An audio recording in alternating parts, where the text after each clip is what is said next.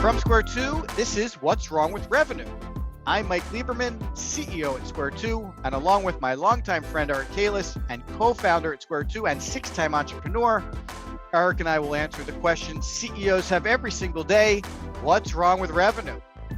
You can be part of the live cast show where we'll answer your questions every Wednesday at 4 p.m. Eastern, or catch the show on demand on YouTube and on all your favorite podcast networks. Also, check out all our audio and video content on Square 2 Plus at the square2marketing.com website. Enjoy the show.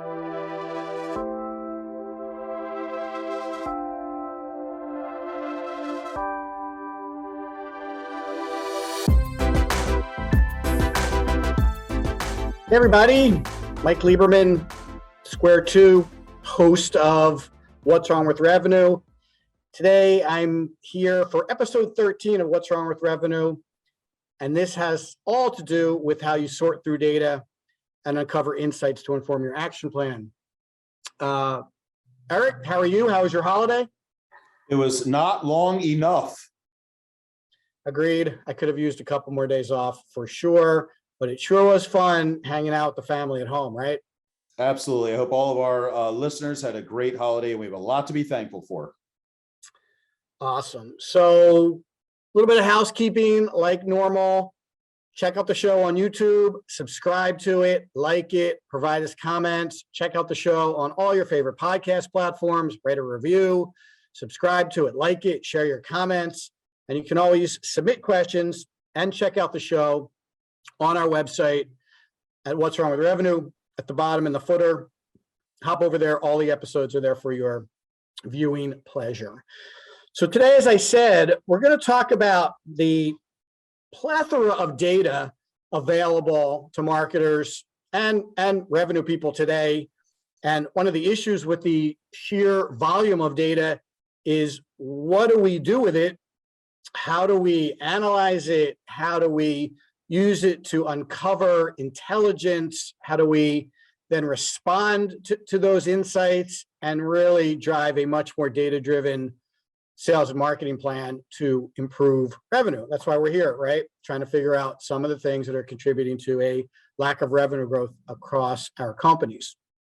And one of the things we found is, no matter how sophisticated or unsophisticated that people we talk to are, there's just too much data for them to really make heads or tails of it. Even if you're using a marketing automation platform, if you're using Google Analytics or point solutions, if you have a CRM, sometimes there's just, people just don't always know where to look, what to look at, how to look at it in a way that makes it really productive and useful so that you can learn something from it and inform your decisions going forward. So we're going to talk a little bit today about how you make sure your data is clean and accurate, because we do hear from a lot of people who don't feel like the data is a real representation of what's going on in their company. That's a whole nother issue that we can cover a little bit today. We'll talk about what skill sets you need to interpret the data, because honestly, that's a pretty tricky skill set. No matter how long you've been in marketing, if you haven't spent a lot of time with the data, it might be difficult to uncover the insights. How to use those insights to inform your action plan, what those action plans might look like, and how the organization kind of cross-functionally needs to get intimate with that data so that everybody's making really smart decisions about what they should be doing and what they should be doing. And we do have some good questions that have been submitted, so we'll cover those today too.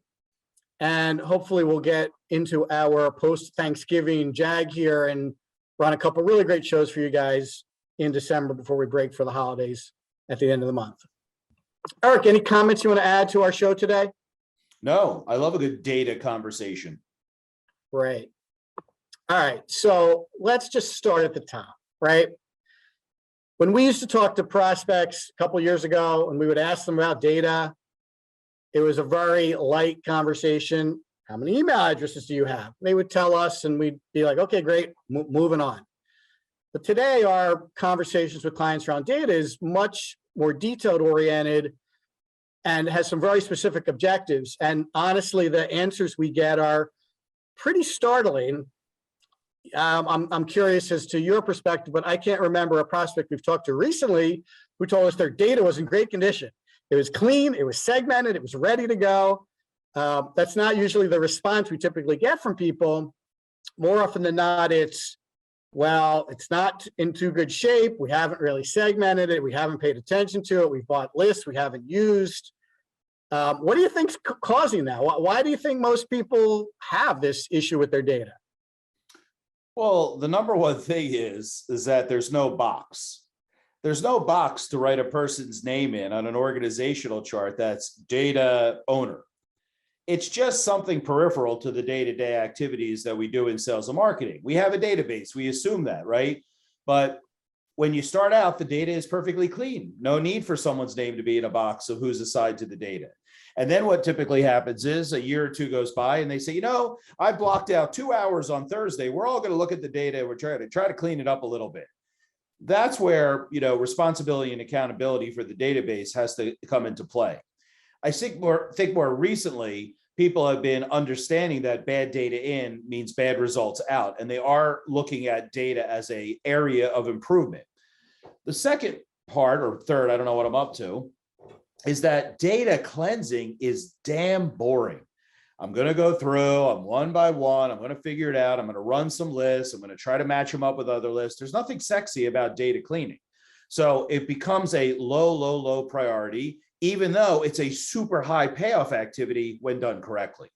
So I think with those three reasons, or two, I can't remember how many I started with, nobody's taking care of it until it becomes mission critical. It's like, oh yeah, we have that closet in the back where we throw stuff that we don't know where else to put it. And then once a year, you're like, I can't close the door anymore. We got to get in there and clean it out. But then starting the next day, people start putting junk in there again. It's the same thing with data. It's not an ongoing system or process that how we keep it clean and how we organize it.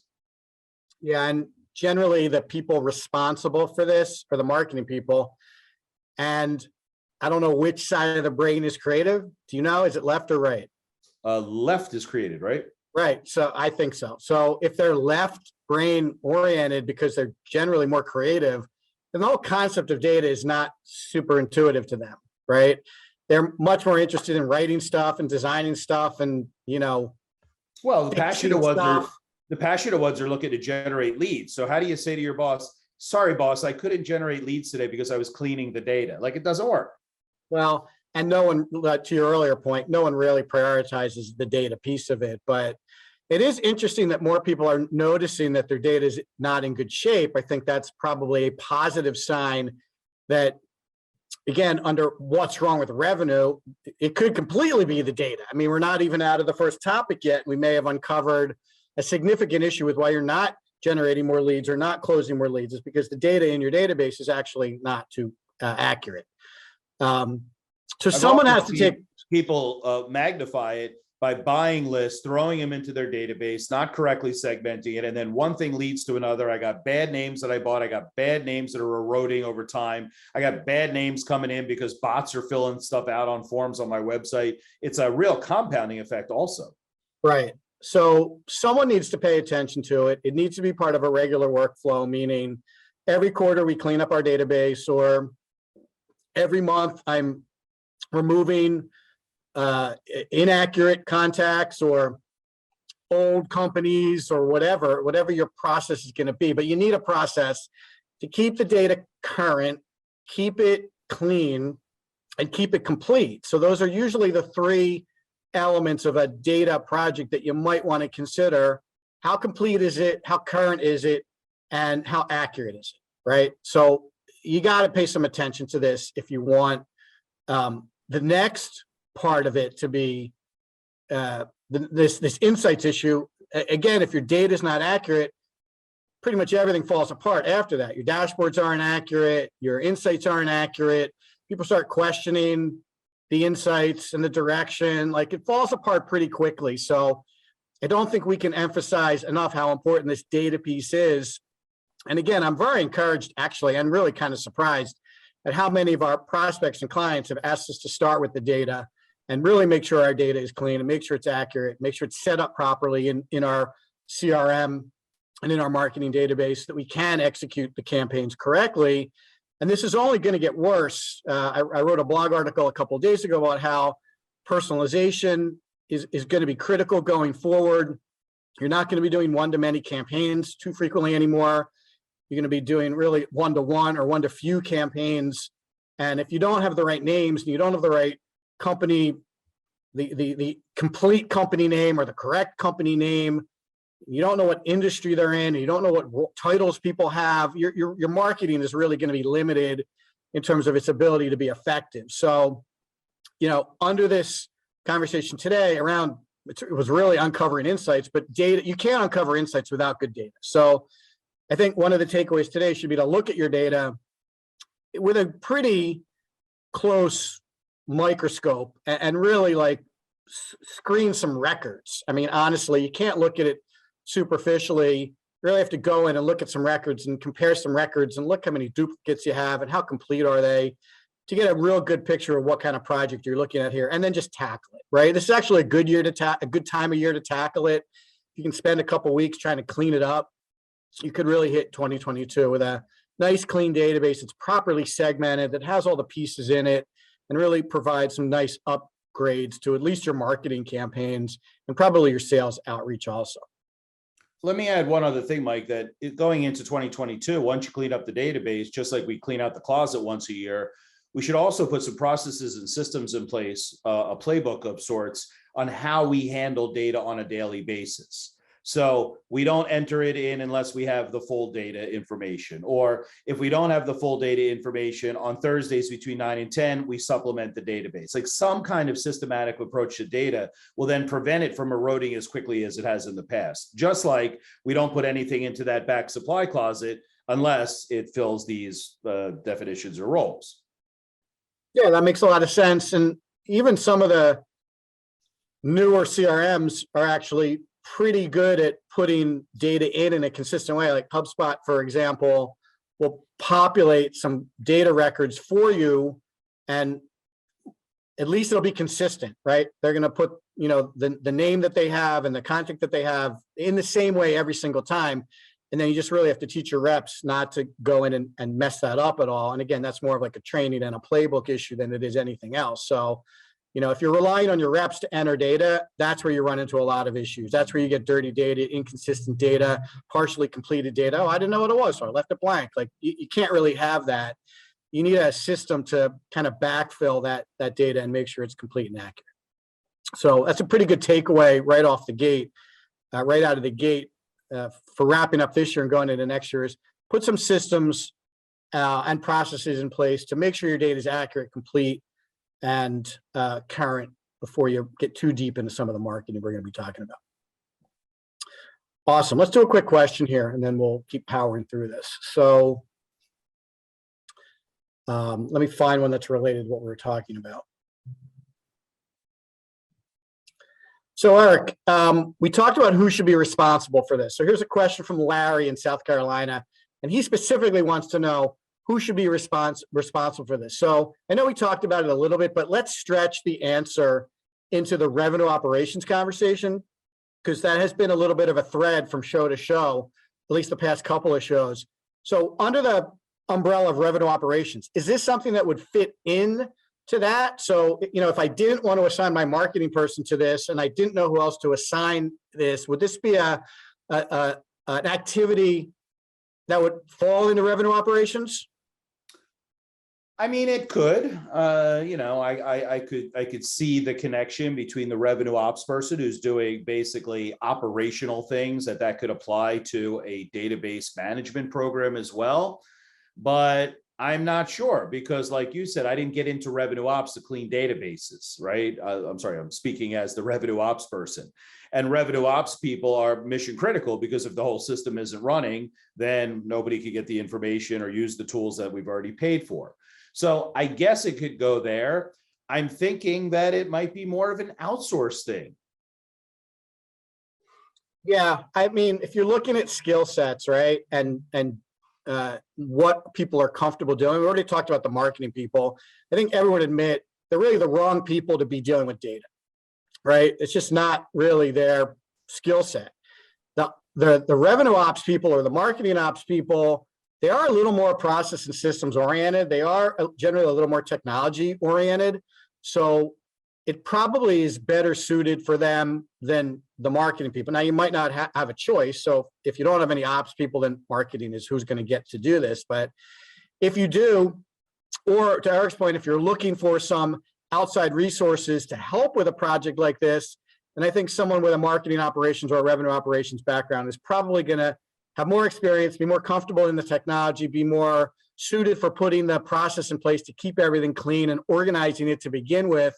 You know, the idea of needing good data to produce dashboards and then cover insights, that is 100% a revenue or marketing operations responsibility. So I'd probably tell you, Larry, that, you know, if you can push towards an operations person for revenue or even marketing, this is probably going to be closer to something they're comfortable doing than your general marketing campaign person or your marketing person out of school or in job number 2. So that's kind of what I reframe my answer, if you don't mind, Mike. I think that you're right. right. Sure. Go ahead. Reframing is encouraged here on the show. Right, because now that you said that, I'm thinking, you know, from an ongoing keeping it clean perspective, the ops person makes sense. I was thinking more along the lines of, hey, Charlie, get in this back room and clean this database for the next 3 weeks, which obviously is like needles in your eyes, right? So I think that for the initial cleanup project, maybe getting a little help and then setting the right parameters and then having the ops people keep it clean would probably be the best source, because we've gone through many data cleaning exercises and it's painful. Yeah. I want to move on to some other topics because we've got a lot of questions here. But I also think that today, when you're talking about data cleaning, I think it's a little more automated, right? I mean, I think you'd be exporting your database, you know, bouncing it up against another database, appending data to it, you know, automating the cleaning of it. So I think it's, again, that's why I think the ops person would be good at this. A lot of them probably have done something like this or similar things like this before. Even the segmentation, right? Like, okay, we want to cut it up by industry, we want to cut it up by role. Like, let's make sure all those fields are populated. If they're not, let's get them populated in an automated way.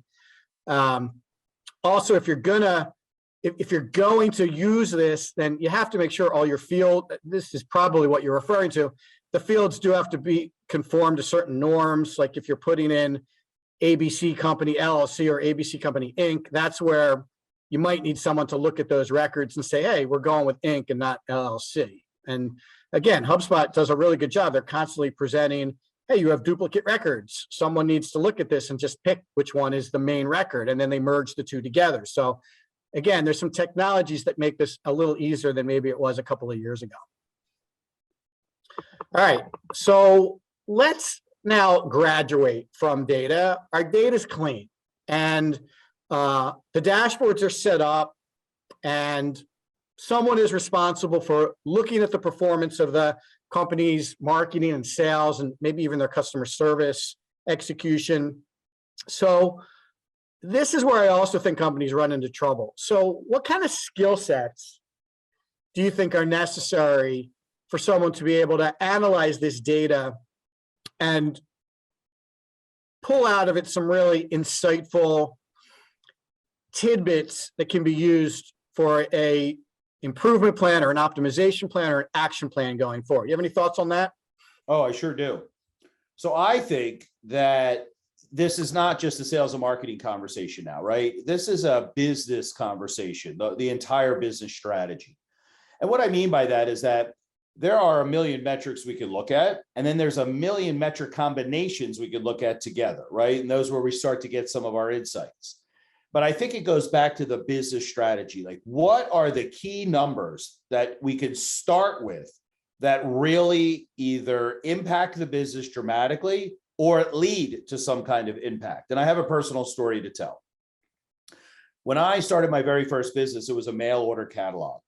And I had so many metrics: average order size, number of pieces ordered, turnaround time, size of customer ordering, employees so many pieces I could have looked at.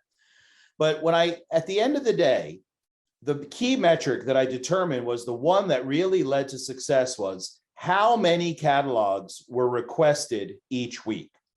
And when I got down to that number, I knew some of the other metrics, right? But when I got down to that number, that was the leading indicator that indicated or forecasted success 30 days from now. So I could start to not only see how are we doing today, but what's going to happen next month and even the month after, when I started to look at that. Because, people got a catalog, then they looked at it, then they called and asked questions, then they got a sample, then they placed their order. But that was the number I drove for, so that now I could organize my marketing around how do I get more people to ask for the catalog. So I think that's a business conversation. And then once I have the business catalog, now I can use that as my centerpiece. And then the key metric, now I could look for insights around there, like, wow, people that order from this part of the country, that request a catalog from this part of the country, I get twice as many orders, and those orders close twice as fast. Okay, let me direct my marketing to be in those geographic areas because I know I have better success there. So once again, a business conversation around what are the key metrics, maybe a handful, 3 or 4 max. And then what are the now metrics that are adjacent or affect that I can start to find some insights into what works and what doesn't. That makes a lot of practical sense. I remember if I didn't have a week where I sent out 400 catalogs, I knew I was going to have a sales slump 3 or 4 weeks down the road. Mm-hmm. Yeah.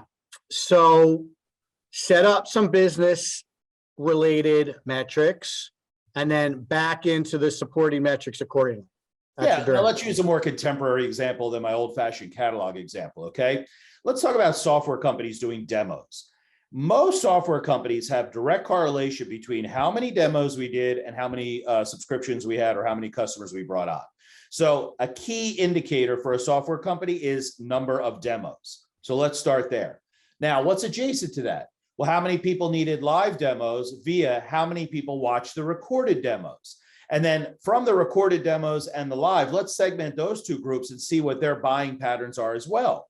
Maybe I realize that they're the same.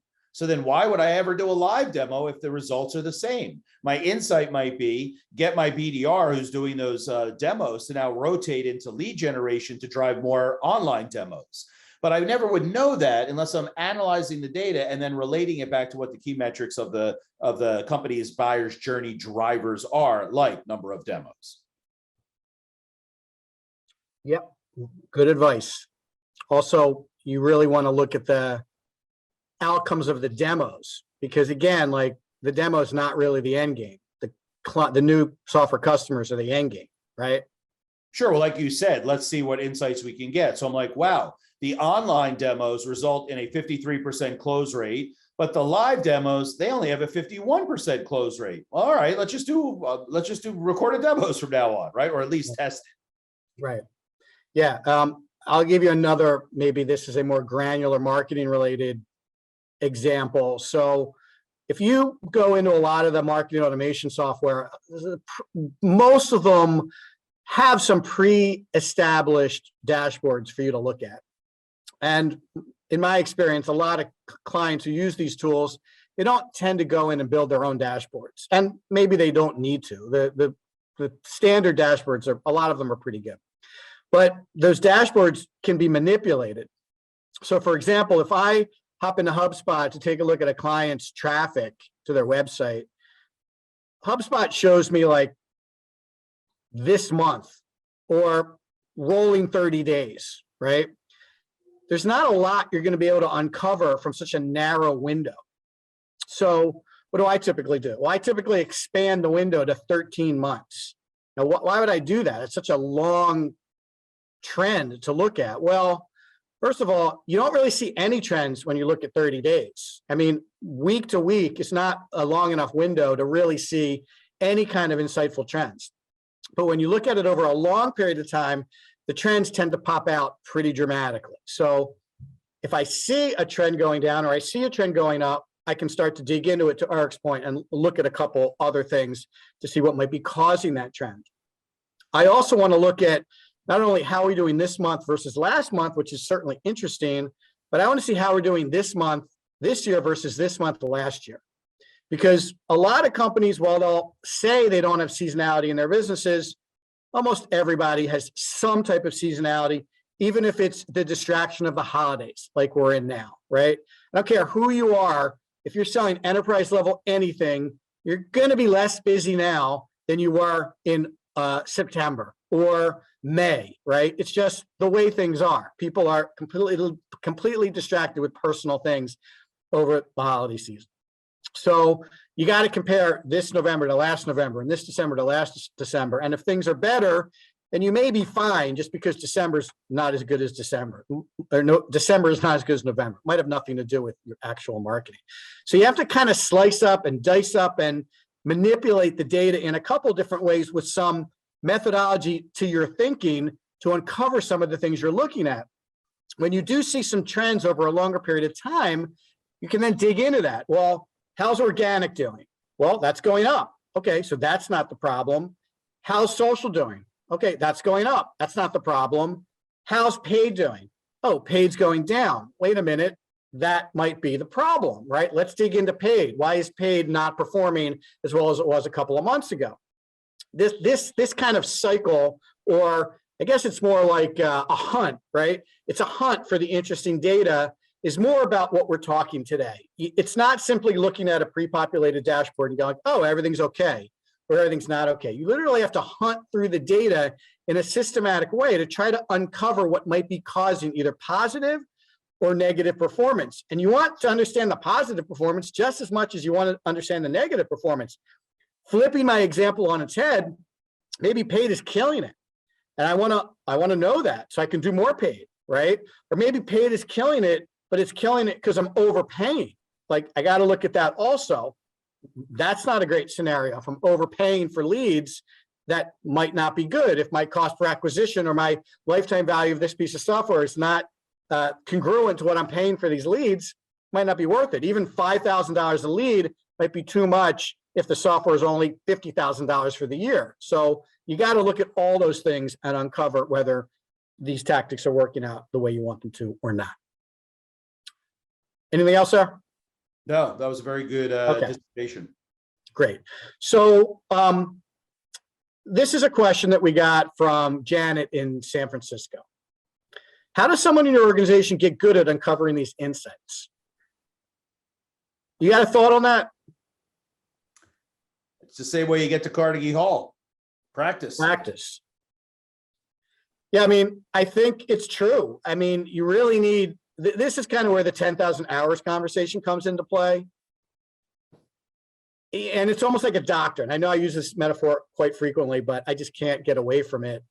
You know, doctors spend years and years and years and years and years and years and hours and hours and hours and hours practicing so that it's not like they get good at it, but it's that they've seen every possible scenario and they know how to deal with it. I think that's really what a good doctor does, is they're like, yep, I saw this before and I treated it like this and it was a positive outcome. So I'm going to do that again. And I understand the differences here. So I'm going to adjust my treatment plan accordingly, and off we go. And I think good marketers or good ops people who are good at uncovering these insights are those people. They've seen so many scenarios and they've seen so much data that they know how to sift through it and they know how to interpret it, and they know what to recommend after they see it. Now, unfortunately, there's not really a way to train for this, and there's not really a way to, I mean, I guess you could buy someone with a lot of experience, but these data people are getting pretty expensive. Didn't you look into this a while back, Eric? How much would a reasonable data person for a marketing team cost these days? Well, they're in such demand, even entry level was six figures. So call it $100,000 to $150,000 for a seasoned data analyst. And if they're not seasoned, like you said, and they don't have their 10,000 hours of practice in, they're not really worth much because they don't know what they're looking for. Yeah. I also think there's an issue when you have someone who's really only been in one industry. I mean, I don't think they have the breadth of experiences to unpack this for other industries or other kinds of companies. I also think if you've only treated one patient your entire life, you're really only going to be a good doctor for that one patient. You're not going to be a good doctor for lots of different kinds of patients. And honestly, the companies that we come in contact with, they really are like a human organism. I mean, my experience is every single company we work with is a little different in some way, even when they're in the same industry. They're not managed by the same people. Their expertise, the people working in the company are not equal in terms of their abilities and their capabilities and their expertise. Sometimes the price points for their services are different. Their products and services might be a little different. They have different positioning if they're doing a good job at it. So you really need to kind of have this base level of understanding and then be able to deploy it accordingly. So, to answer your question, Janet, I mean, it's really just experience. I think I mentioned this in a previous episode. There are data analytics classes and programs that you could potentially put someone through, and some of them are at pretty high level universities. I mean, I guess it couldn't hurt. I don't know how great those classes are. I haven't been through any personally. I don't know anybody who's been through those, but I guess it couldn't hurt. But it's almost like they need to. I know, but that's still just the groundwork, right? It is. You have to then apply the company information. Like, it is. How would you know 400 catalog requests is the magic number unless you knew about how the company works and what are some of the things that are going on? Like, there's some other stuff going on there that has to be added into the data analytics skills, in my opinion. No, you're right. And we often tell clients to try to lean away from averages, right? Because if you want to Google, average conversion rate for a landing page, average email open rate, average close rate for sales, average sales, you can Google all those things and get information, but those averages don't really have anything to do with your company. So I guess it's some data point, but I don't think it's the right data point. I think a better approach would be to baseline your own company performance around all these metrics and then just work your ass off to improve them month over month. I think that would be better than working towards some random average that you found on a Google search. Agreed. Very. And I think and I think to your point, that's really the problem with these courses is I feel like they would be very generic and they would be teaching you more about, kind of industry averages across lots of different kinds of companies than it would, how to drive your own specific metrics up and to the right. Yeah. Sorry, Janet. I know that's not a great answer to your question, but you could try to hire somebody, like Eric said, if you have the budget for that. I'm sure someone with that kind of salary would have enough skills to at least have a decent impact on your company when you're trying to dig through the data and uncover insights. Yeah. Here's another question. This is, let's skip around the country here. This is from Marty in Vermont. What tools are there that might help us uncover insights in our data more quickly? So I'm pretty sure you have an answer to this question, don't you? Yes, there are several software tools that you can look at that will help you sift through the marketing and sales information. There's two kinds. There's visualization, right? Dashboards, and then some flexible dashboards, call it, Tableau, data box, where you can put lots of different feeds together. Well, that'll help you, but it's not, it's only showing you different metrics that you brought in from disparate feeds. The second level would be some kind of analytical tool that will look at it. So there's a couple of tools out there, and what happens is when you select the right tool, it's appropriate to marketing, it's appropriate to sales. Now, I don't want this to sound like a sales pitch, but we've created a tool called MaxG.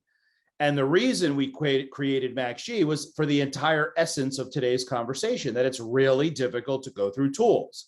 So the first thing we did when we created this very simple tool is we fed in, what was it, Mike, 600 recommendations or insights that we would normally have. And that came from our seasoned team. They were like, oh, if A happens and it's matched up with B and then C should be this, those are the kinds of things we fed into the artificial intelligence brain. Now what happens is, based upon those 600 rules or so, it's using the experience. It's just doing it in 2 minutes, not 2 hours. And that was really meant to be a time savers and cut right to the recommendation. So for example, MaxG will give you things like, hey, this landing page isn't being utilized. It should be updated. This subject line in your email didn't perform to industry standards. Take a look at it, and so forth and so on. So there are some technology tools out there, MaxG just being one of them. But what you want to do is select a tool that's appropriate for your kind of analysis. I think too many people are just buying more broad analytics tools and hoping they can apply it, as opposed to finding the right tool for the right job. Yeah, I think the conversation around AI tools that uncover insights buried in your data is one that we're going to be having more frequently going forward. So I mean, we talk about it all the time, how AI is going to replace a lot of the functions we do now so that marketing people can focus on strategy and not tactics so much. right. I mean, MaxG is just one of them. There are other AI powered tools out there that will also try to do something similar. I looked at one the other day that basically tries to predict your percentage of closing a lead. So before it's even gotten to sales, there's some science behind, based on the deals you've already closed, there's some science behind how long and what percentage you have to turn this lead into a customer before sales has even touched it. So that's pretty interesting. That's very interesting. Right. And that is only going to increase because the amount of data is not decreasing. The amount of data is increasing. Our small pea brains in our human heads can only handle so much. And we really need the advanced analytical tools to help us process all this data and kind of point us in the right direction. So I think Eric's right. The data visualization tools and the AI powered tools are really the tool sets you ought to be looking at. And again, back to Janet's situation, if you're having trouble finding someone who you think can uncover the insights, then I might consider one of the kind of AI powered insights and recommendations engines, regardless of which one it is, to uncover these. Now, again, like I constantly repeat this to clients, is technology is never the only answer. So you're not just going to license a piece of software for a couple $100 a month and you're done. It's just not going to work like that. But it certainly would be more interesting for a tool like that to give you 6 things to consider than you having to sift through all the data to uncover those 6 things anyway, right? It is cutting the curve. It is doing a lot of the heavy lifting, and it's kind of giving you, served on a silver platter, hey, you ought to think about these 6 areas. These seem to be underperforming, and you can take it from there. I think that's a much better way to consider uncovering insights and then turning those into actions than maybe trying to teach someone how to do it or hire somebody to do it or any of the other options. So I think the tools conversation is really interesting. It's only going to get more interesting going forward. And there are a lot of artificial intelligence resources related to marketing that are out there that I think you could also take advantage of to learn more about these kinds of opportunities going forward. I mean, it's also a competitive thing, right? If you could get to the insights faster and then make the adjustments necessary to get better results, you're beating the pants off the competition. So if someone's being cheap and they don't want to invest in the right tool set in order to get those insights to make those improvements, it's great. You're one leg ahead of them. Yeah. No, you have a leg up on them. Yeah, a leg up, leg ahead. Still seems good to me. Yeah. All right, here's a question from Phil in Texas. How frequently should we be looking at our dashboards to try to uncover these insights? You got a thought on that? Yeah, as often as you possibly can, because you don't want to let things slip by too long. And then, small blips become trends, and then trends become all sorts of like tidal waves, if you know what I'm saying. So once again, sorry, boss, I couldn't generate leads today because I was looking at my dashboards for 3 hours. That doesn't work, right? So it's a matter of what in the world am I going to do to process or systematize this? So let's say that I look at my dashboards twice a week, Tuesday mornings at 9 and Thursday mornings at 4 o'clock, right? At least I have something built in. It's like our data cleaning conversation. By the way, if we have crappy data, it's going to affect our insights we're getting from these dashboards anyway. So once again, back to clean data. But I think systematizing that, right? Hey, I take the time twice a week for 45 minutes to look at my dashboards, see the things that I noted last week, see if they're improving, and then making a list of to-do items that is going to improve that metric that got red flagged on my data dashboard.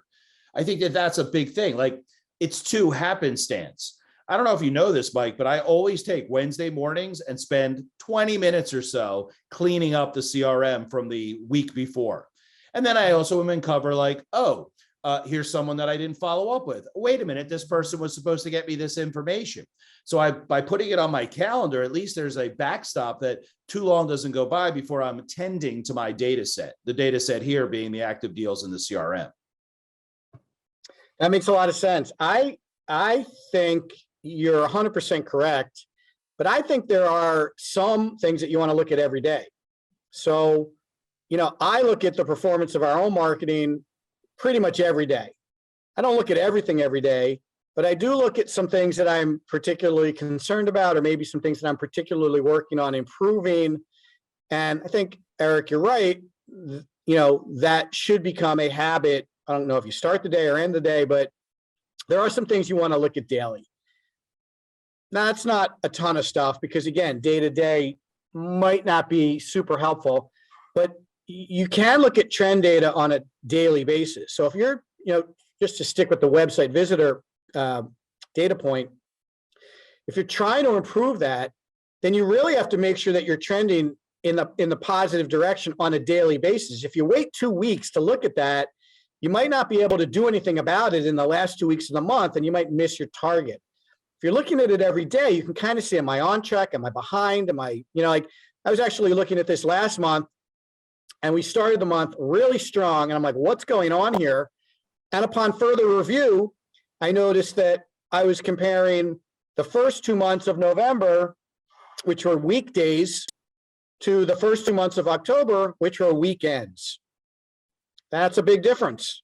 We get a lot less visitors on the weekends than we do on the weekdays. On the surface, you might not have noticed that. So you have, and all that informed me was, I know I'm not ahead, right? So the fact that I'm 20% ahead meant nothing to me. I'm like, we're on par or behind. And it turned out that was correct. So I think there's some things you got to look at daily. There's some things you got to look at weekly. I mean, it doesn't make sense to look at, email campaign performance every day, because when you send your email out, you're going to get a big bump. You got to give it a couple more days for it to kind of pan out and work its way through the system. And then look at it a couple of days after it's sent out, you get a good picture of how the email performed. That's not the kind of thing you look at every day, I don't think. Same thing with social. Like, I don't think looking at social every single day is really going to get you anywhere.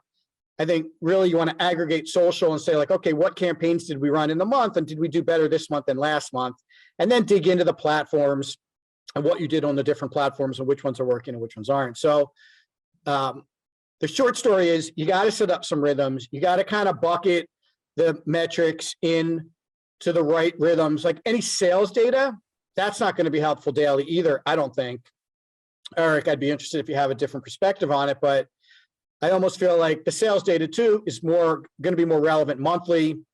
Sometimes a lot of companies, they don't even close most of their deals to the end of the month. So, looking at it daily or weekly, you're going to have no real good insight into how you're doing till the month closes. And you can see, well, we closed 4 deals and they all close on the last day of the month, because we typically run big incentives at the end of the month and everybody waits for that. So again, back to every company is different. There's a perfectly good example of how every company is a little bit different. But I do think Eric's right. Set up some rhythms, set up some best practices, stick to it.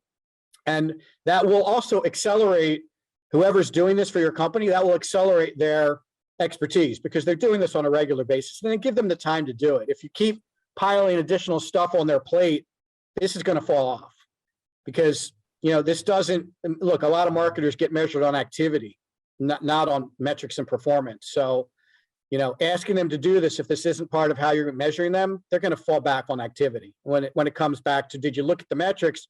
No, but I got 3 email campaigns out, and I changed all of our website pages, and I published a new this, and they did all those other things, and the metric stuff fell off because they didn't really have time to get back to that. So prioritize it and give them the time to work on that. It might be the most important thing they're actually working on.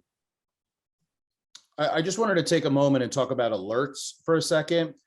Some of those dashboards will give you the ability to set alerts. And the reason I say that is because when unusual things are happening in your data set, you want to be on top of that right away.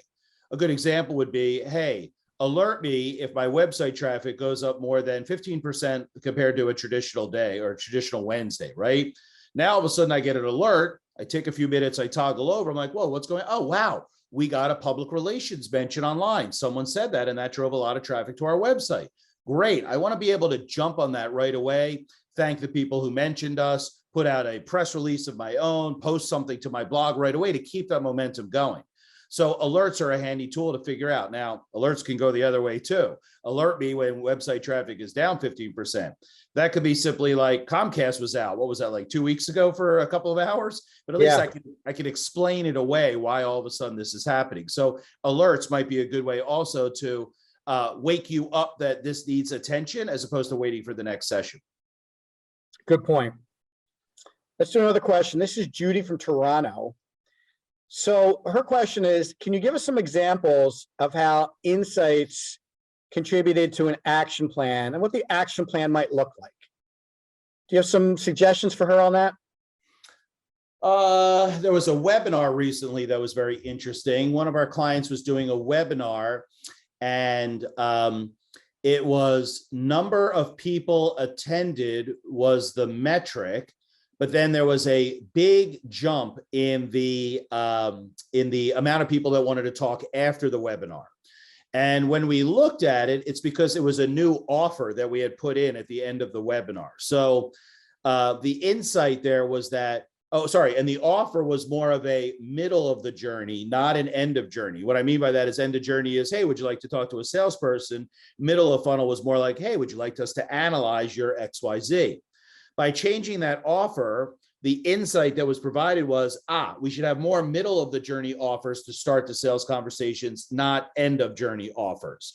And there was a simple example, but if you didn't take the time to look at the 106 people that attended the webinar and how many of those then matched up to people that requested sales conversations, you would have glossed right over it. Yeah, that's a really good example. And I think there's kind of like an ancillary conversation here around testing and experiments also, because you may look at the data and think you see something, and you have to prove it.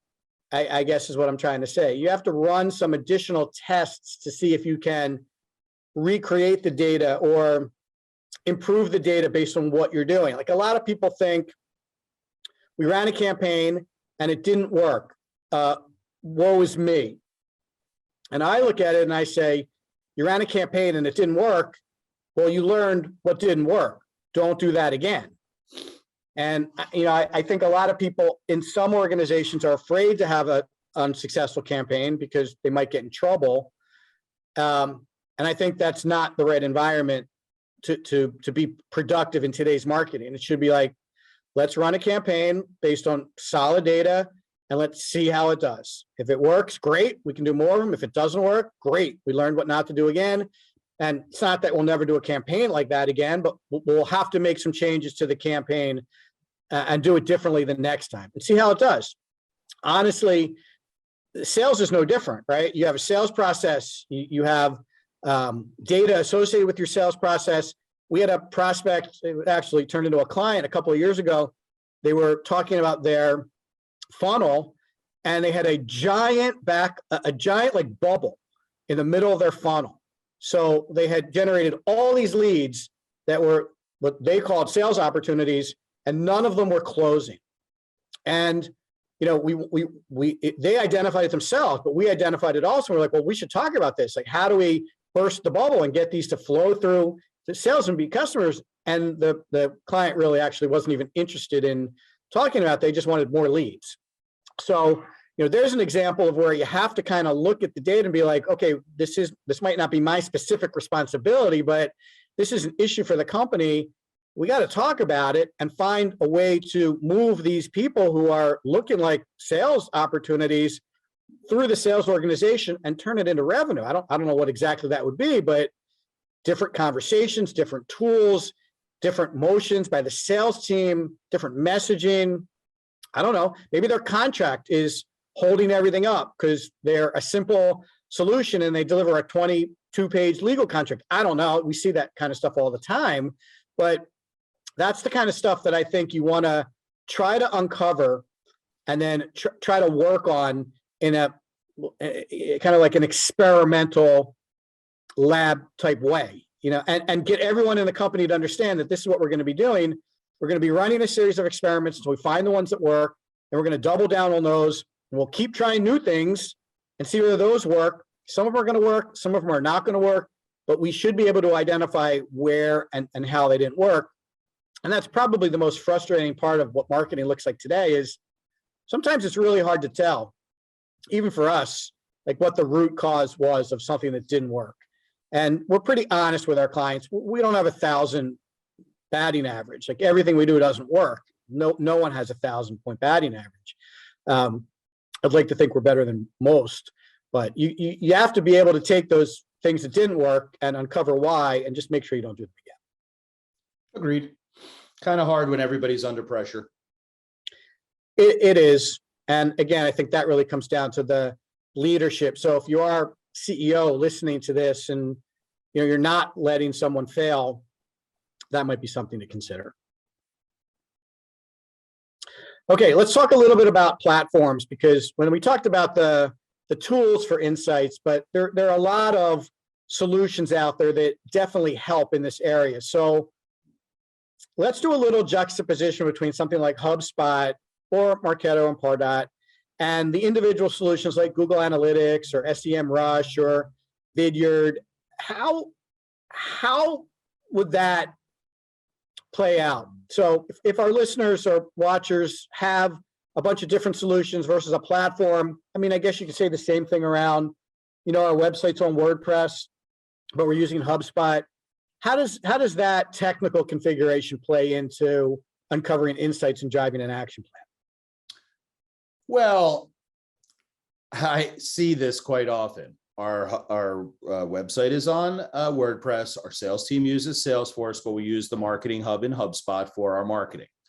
And I always think to myself, why? Why would someone choose 3 when they can choose 1? And by 1, I'm using HubSpot as an example. Our listeners know that it's our favorite tool. But it seems to me that it's so simple when you aggregate all of the places where the data is coming from so that it can be in one central collection area, and then you can set up the data analysis any way you want to. And I'll use my favorite example of QuickBooks. When you use QuickBooks, the software for accounting, it has all sorts of modules: inventory, cash, accounts receivable, accounts payable. All of those things are baked into one tool. And then when you're running your analytics for QuickBooks, you can see things like current ratio.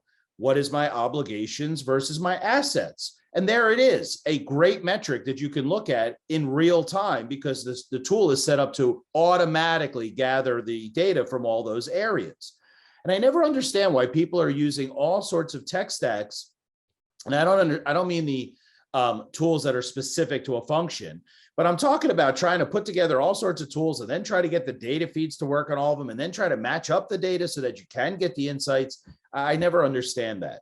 If it was me, it is me. And if I own a company, I'm like, yeah, we're using one tool and we're going to make it simple. If the tool has some limitations here or there, I'm willing to subordinate that challenge to get the whole or the 92% picture that's being generated to me through data visualization on the one platform.